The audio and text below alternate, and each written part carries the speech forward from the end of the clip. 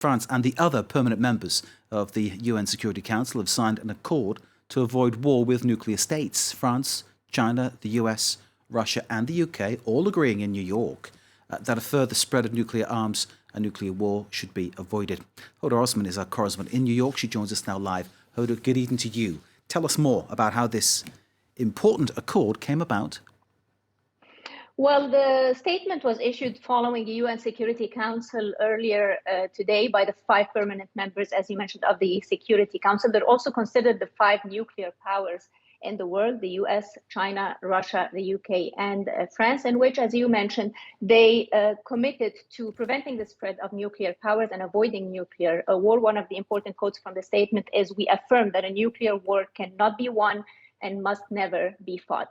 It's important to mention that this meeting is a regular meeting to review the Nuclear Non-Proliferation Treaty. It happens every 5 years. It was scheduled to happen earlier last year and was rescheduled because of COVID. They also said in the statement that nuclear weapons, as long as they continue to exist, and this is an important part of the statement as well, as long as they continue to exist, should only be used for defensive purposes. But maybe the more important part of the statement was the reassertion of the commitment to Article 6. Article 6 says that there is a commitment to full disarmament in the future and for countries to pursue negotiations in good faith on effective measures relating to cessation of the nuclear arms race at an early date and to nuclear disarmament in general. So this was maybe the most important part of that statement. How were they targeting any particular state? I'm thinking perhaps a message to North Korea, Iran.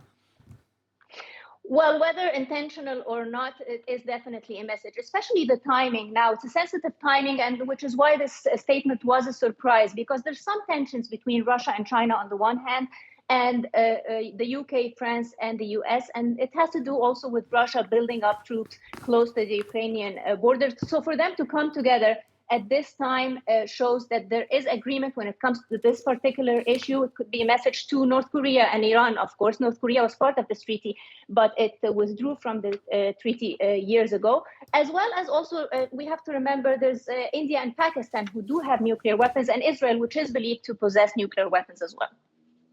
Hoda Osman in New York. Thank you very much indeed.